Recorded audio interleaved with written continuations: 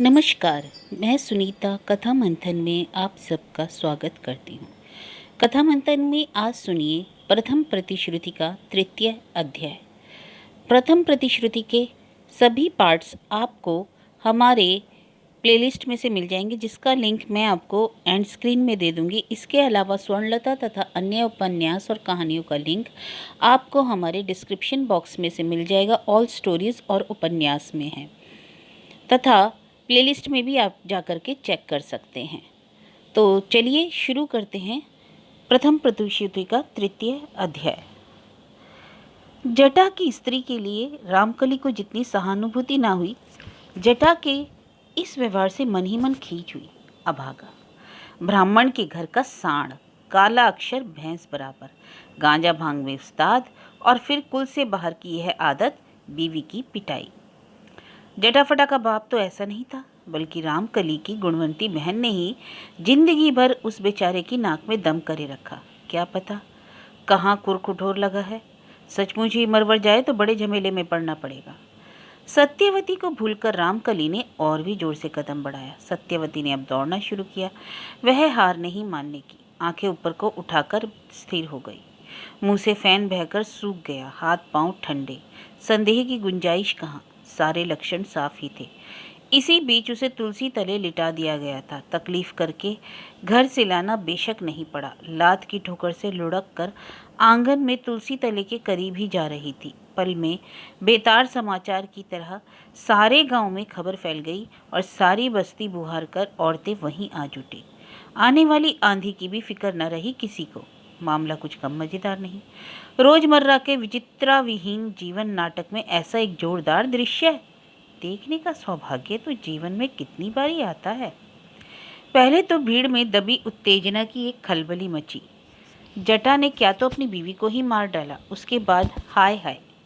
जटा के बारे में लोगों की राय भी अब जटा की माँ का कान बचाकर नहीं हो रही थी। इसलिए साफ साफ सुना देने का ऐसा ही अवसर किसी के जीवन में कै बार आता है। सचमुच मर गई। छी छी छी छी छी, कैसा हत्यारा लड़का है ये। धन्य है, धन्य है वह गर्भ जिसमें इस लड़के को धारण किया। अच्छा अच्छा, यह जटा ही ऐसा गंवार कैसे हुआ। उसका बाप तो बड़ा भला मानुस था। कैसे हुआ। तुम अब ऐसे बदन में आग न लगाओ ननद जी। मैं पूछती हूँ, उसको जन्म देने वाली कैसी है। जैसा पेड़ वैसा फूल। आहा, सूधी निरही बेचारी सी बहू अपने माँ बाप की बेटी नाहक की जान गई। ऐसी ही तरह तरह की आलोचनाएं चलती रही। एक स्त्री के लिए इससे ज्यादा दर्द की और क्या उम्मीद की जा सकती है। पड़ोसिनों की ये शिकायतें चुपचाप पी जाने को मजबूर थी जटा की माँ, क्योंकि आज वह बड़े बेकायदे में पड़ गई थी। इसलिए ये सारी बातें जिसमें दब जाएं, उन्होंने जोर बेजार रोना शुरू कर दिया। छाती पीट पीट कर बड़ी ही हृदय विदारक भाषा में शोक जताती हुई रोने लगी। घर के करीब आते ही रामकली के कानों में अपनी चचेरी बहन की वह कलेजा हिलाने वाली शोक गाथा सुनाई पड़ी। हाय रे, हाय रे, हाय रे, मेरे घर की लक्ष्मी आज घर छोड़कर कहाँ चली गई रे। हाय हाय, सोने की प्रतिमा को डुबाकर मैं किस मन से गृहस्थी करूंगी रे। अरे जटा रे, तेरे तो नगर पहुंचते ना पहुंचते बाजार में आग लग गई रे। सत्यवती बोल उठी। जा, सर्वनाश हो गया। रामकली ने तेज कदम बढ़ाते कि इससे कदम उनके धीमे हो गए। उन्होंने भवें सिकोड़ी। होना था सो तो हो ही गया। अब जाकर करेंगे क्या। अब जटा के नसीब में कितनी दुर्दशा है कौन जाने। अचानक बड़े जोरों की चीख उठी। शायद फिनिशिंग टच था। अरे बाप रे बाप, यह कैसा सत्यानाश हुआ रे। कैसी मूर्ख जैसी बहू ले आई थी मैं। धीरे धीरे पैर चलाते हुए रामकली अचानक दरवाजे के पास पहुंचते ही मुड़ गए। तो सब खत्म ही हो चुका। सत्तो तू घर जा। सत्यवती तो काट। घर अकेली? अकेली क्यों? तूने कहा था ना नेड़ू और पुन्नू आए हैं। सत्यवती ने डरते डरते कहा। आए तो थे, लेकिन अब वे जाएंगे भला? नहीं जाएंगे मतलब? उनकी गर्दन जाएगी। देख तो कहाँ है वे। मुझे तो अब इनका इधर का सब देखना होगा। कैफियत देते हुए रामकली शायद ही कभी किसी से बात करते हों, लेकिन सत्यवती के सामने वह थोड़ा कुछ सहज है। सत्यवती धीरे धीरे जाकर एक बार फुआ के आंगन में खड़ी हो गई। इधर उधर नजर दौड़ाई। नेड़ू और पुन्नू किसी को वहां न देखकर लौट आई। मुंह सुखाकर बोली, यहाँ तो उनमें से कोई नहीं है। क्यों, गए कहाँ वे? क्या पता। धीरे धीरे हिम्मत करके सत्यवती ने अपनी मन की बात कह डाली। आप तो मरे को जिंदा कर सकते हैं ना बाबूजी। मरे को जिंदा? धत पगली। सत्य मुरझाकर बोली, लोग जो कहते हैं। लोग कहते हैं? क्या कहते हैं लोग? बिटिया को अनमना सा होकर जवाब देते देते रामकली इधर उधर ताकते रहे। शायद किसी मर्द सूरत पर नजर पड़ जाए। जब आ ही पड़े हैं तो जिम्मेदारी से कतराकर तो जाया नहीं जा सकता। जटा को अपना वंश बेरा ना हो तो वे अपने ही यहाँ से बांस काट कर ले आने को कहेंगे, लेकिन कहाँ है कोई? अंदर से तरह तरह के सुर गूंज रहे हैं, बाहर सूना सन्नाटा। अच्छा, यही हुआ कि मेघ जाते रहे, आसमान साफ हो गया और यह पता चला कि सांझ होने में अभी देर है। अचानक ही सत्यवती एक दुस्साहसिक काम कर बैठी। अपने बाप के एक हाथ को दोनों हाथों से दबाकर रूंधे स्वर में बोली, लोग जो कहते हैं कविराज जी मरे हुए को जिला सकते हैं। जटा भैया की स्त्री को कोई दवा दो ना बाबूजी। इस अबोध विश्वास के सामने सक पकाकर रामकली ने हठात कैसा तो असहाय सा अनुभव किया। इसलिए उसे डांट उठने की बजाय सिर हिलाकर बोले, लोग गलत कहते हैं बिटिया, मैं कुछ नहीं कर सकता। झूठे मत से कुछ जड़ी बूटियां करता देता हूँ, लोगों को ठगता हूँ। सत्यवती इस बात के सुर को पकड़ सकने की बात भी नहीं। समझी कि वह बाबूजी की नाराजगी की बात है, लेकिन अभी तो वह अड़ गई। नसीब में चाहे जो लिखा हो, बाबूजी के हाथों पिटना लिखा हो तो वही सही। मगर उसकी कोशिश से जटा भैया की बहू जी जाए। सो आंख कान मूंदकर उसने पिता की चादर की कौर खींचकर कहा, पैरों पड़ती हूँ बाबूजी, दो ना कोई दवा, अंतिम बार। आह, जटा भैया की स्त्री बिना दवा के ही मर जाएगी। मरने के बाद दवा दारू से कुछ नहीं होता। बेटी को फिर भी यह बात व्याख्या करके नहीं बता सके रामकली। उन्होंने सिर्फ एक निश्वास छोड़ा और फिर से उधर पलटकर कहा, चल देखें। जमे जमाए नाटक के बीच में अचानक शामियाना टूट गिरा। यह कविराज जी का गला खंखार है ना? हाँ, वही तो है। विशाल काय खूबसूरत से आदमी दरवाजे पर आ खड़े हुए और तुरंत सत्यवती का धार चढ़ाया गला गूंज उठा, बाबूजी भीड़ हटाने को कह रहे हैं। पड़ोस की स्त्रियां माथे पर कपड़ा डालकर चुप हो गईं। सिर्फ जटा की जननी फुक्का फाड़कर रोटी, हाय मजले भैया, मेरा बेटा जटा आज विधुर हो गया। रुक जा, जैसे कोई बाप गरज उठा, अपने जटा का नाम भी मत ले, एक बार की मारी डाला ना। भीड़ हट गई। कविराज जी ने भांजे की बहू के करीब जाकर भी जितनी संभव थी दूरी बचाकर 2 उंगली से उन्होंने नाड़ी पकड़ी और दूसरे ही पल चौंक उठे। खैर, सारा मजा तमाशा हवा हो गया। सारा मजा तमाशा नाटक का एक दृश्य ही महज घायल नहीं हुआ, शुरू से आखिर तक नाटक ही खत्म। ऐसा उदाहरण कभी देखा है या सुना है? जटा की बहू का यह रवैया जैसे ढीठपन हो, क्षमा के लायक नहीं। छी छी, औरत की जान, लेकिन ऐसी भी काट परमाणु हो भला। लेकिन हाँ, इस औरत के नसीब में अनंत दुख लिखा है, इस बात में कोई मतभेद नहीं। मरकर तुलसी तले लिटाई गई और कुछ घड़ियों में ही उठकर घर में जाकर सोई। घटाघट एक कटोरा गर्म दूध पी गई। ऐसी किसी औरत के बारे में इससे पहले तो कम से कम इन लोगों को तो कहीं जानकारी नहीं थी। छी छी, हद हो गई। कोई मर्द होता तो उतना सा स्वर्ण सिंदूर जीप से लगाते ही उठ नहीं बैठता। जो भी कहो, जटा की बहू ने खूब तमाशा दिखाया। अब सास के हाथों जो दुर्गत होगी उसकी साफ समझ है। सास का आज बड़ा अपमान हुआ, लेकिन जो भी कहो, चाहे तुलसी तले से यूं हट करके घर के अंदर उठा ले जाना ठीक नहीं हुआ। अंग अपराच्छित करना तो जरूरी था। कौन जाने बाबा सचमुच ही जिंदा थी या कोई भूत प्रेत सवार हुआ। मुझे तो कैसा संदेह सा हो रहा है। रुको भी सजली, शाम वाम को अकेली घाट जाया करती है, बदन छमछम करेगा, लेकिन उसकी निगाह कैसी कैसी तो लगी। नहीं, वह सब कुछ नहीं है। कविराज जी ने तो बता ही दिया। अचानक धक्का लगने से चक्कर आ गया था। अरे बाबा चल भी, अभी दुनिया का काम पड़ा है, खामखा 5 घड़ी समय की बर्बादी हुई। जटा की माँ का बनना देख लिया, लगा बहू के मर जाने से उसका कलेजा फटा जा रहा है। देखा, देखने को और कुछ बाकी नहीं। छाती ही फटी होती तो बहू के जी जाने से फटी। उसकी उतनी बड़ी आशा पर पानी फिर गया। सोच रही थी बेटा उसका भागवान है, तुरंत उसकी शादी करेगी, दान दहेज गहना पत्तर फिर से घर भरेगी। बातों का प्रवाह रुका नहीं रहा था। घाट बाट में अपने अपने घर की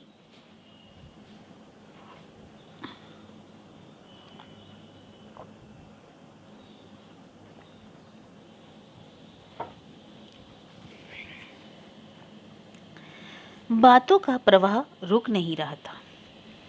घाट वाट में अपने अपने घर की चौदही में वाक्यों का वृंदावन बस गया।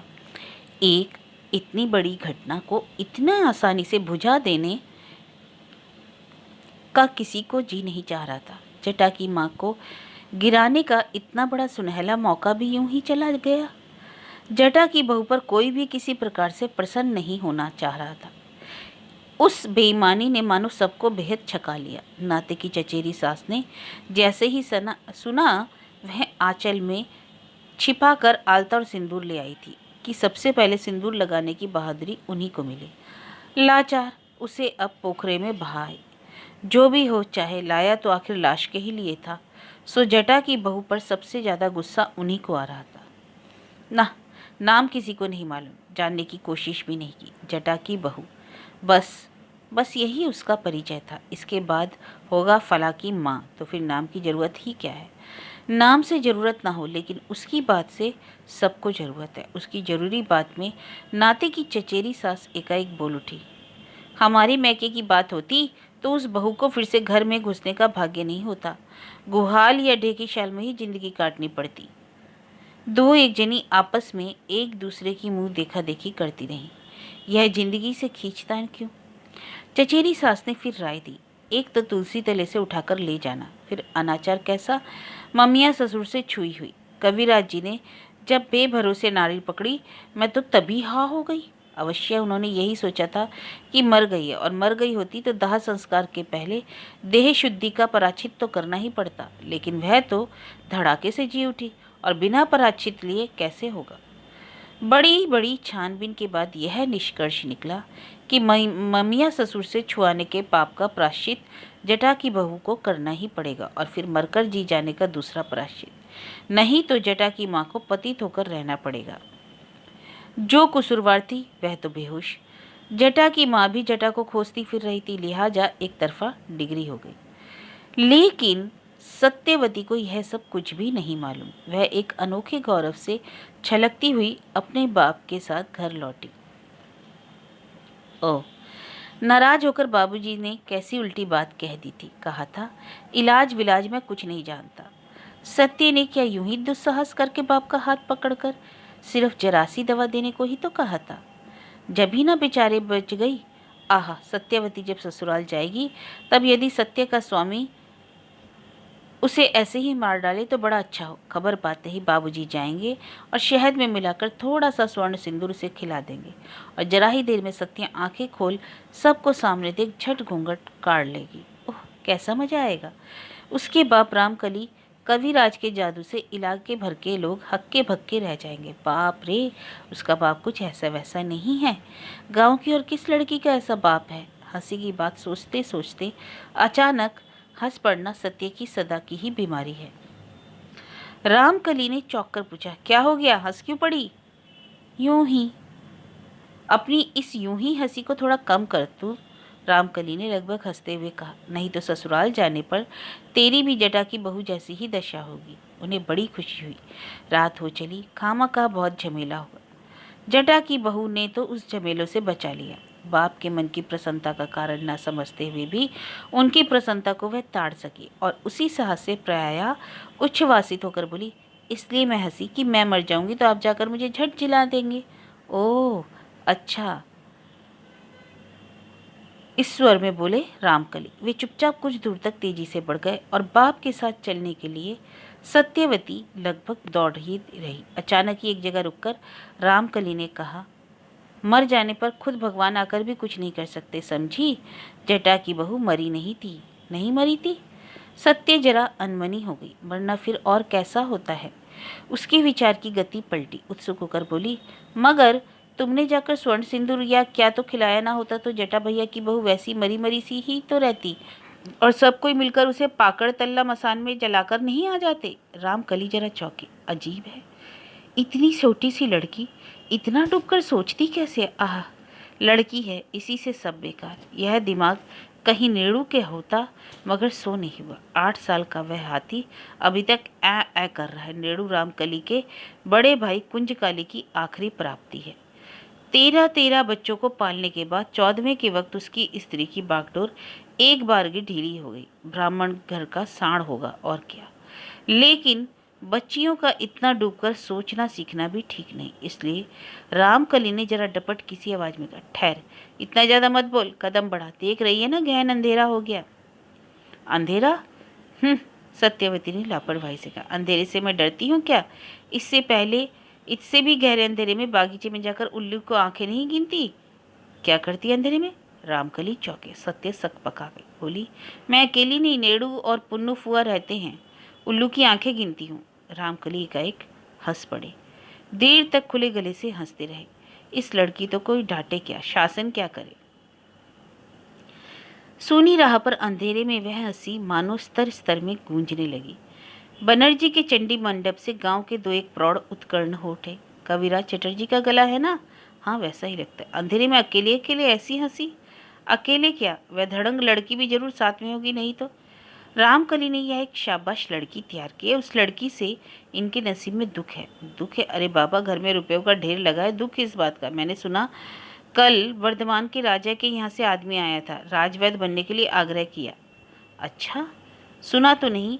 तब चटर्जी गांव की माया काट रहा है? नहीं नहीं, मैंने सुना नहीं जाएगा। अच्छा, फिर भी गन नहीं बंद। तुमसे किसने कहा?